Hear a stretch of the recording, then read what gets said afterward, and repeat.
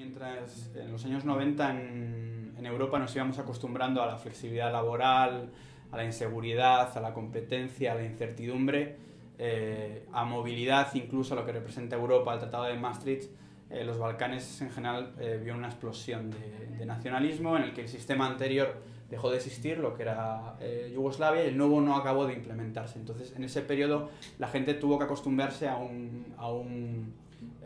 digamos, un futuro incierto, y eso genera todo tipo de miedos, ¿no? Es decir, desaparece Yugoslavia, ahora qué tipo de relación económica voy a tener con los negocios que tenía antes, qué moneda voy a utilizar, tendrá mi hijo trabajo o no lo tendrá, qué tipo de ciudadano soy, ya no soy un ciudadano yugoslavo, qué implica ahora ser un ciudadano serbio, un ciudadano croata, un ciudadano macedonio. Es decir, ese tipo de miedos, incluso también el miedo a la libertad, ¿no? En un contexto de tremenda inseguridad política, económica, por ejemplo en Serbia con un 93% de inflación, no sabes realmente lo que te espera. Y eso genera, digamos, una involución en términos de libertad, en términos de riesgo. Es decir, de alguna manera te envuelves, ¿no?, como si fueras un caracol. Las heridas de la guerra no están realmente cicatrizadas. Es decir, la mayoría de la población no participó en el conflicto ni sufrió el conflicto. Hay casos como son muy, digamos, claros, como puede ser el de Bosnia, donde hubo un conflicto muy grave, donde puede ser la zona de Eslavonia o la Krajina, como ciudades como Vukovar, donde hubo también un conflicto muy fuerte, pero por ejemplo Serbia, si bien vivió los bombardeos del año 99, no vivió ningún tipo de conflicto interno. Entonces no todo el mundo tiene una relación directa con lo que es el conflicto y con lo que significa. Las poblaciones de las diferentes repúblicas no conviven, es decir, tienes una mayoría de serbios en Serbia, mayoría de croatas en Croacia, tienes, digamos, tres naciones mayoritarias en Bosnia, serbios, croatas y bosniacos, pero es muy difícil todavía que encuentres, por ejemplo, ciudadanos albaneses en Belgrado que se relacionen con muchos tipos diferentes de personas, o ciudadanos serbios que convivan con muchos tipos de personas en Vukovar. Entonces, lo que son heridas de la guerra no han cicatrizado, y evidentemente la gente que sufrió directamente el conflicto, pues esas personas nunca cicatrizaron sus heridas. Bueno, yo creo que el independentismo no ha traído nada bueno a los Balcanes.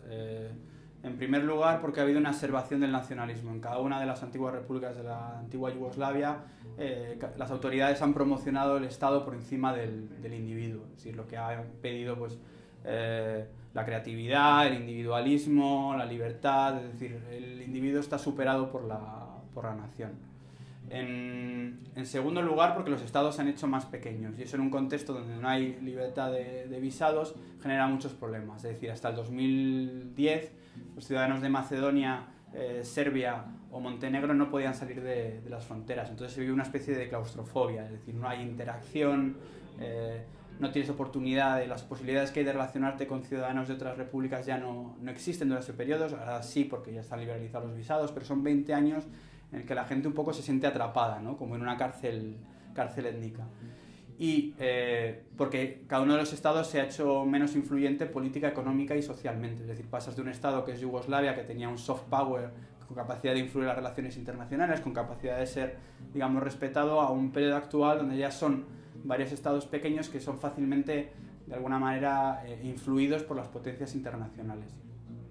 Y una última idea, que es el concepto de crisis. Es decir, el antiguo sistema no acaba de desaparecer, es decir, lo cual se traduce, por ejemplo, en una fuerte burocratización, en determinados patrones, ¿no?, institucionales que ya venían de Yugoslavia, pero al mismo tiempo el nuevo sistema no acaba de implementarse, ¿no? Es una situación de que ni vas ni vienes, y en ese sentido es complicado que se produzcan a veces muchos avances.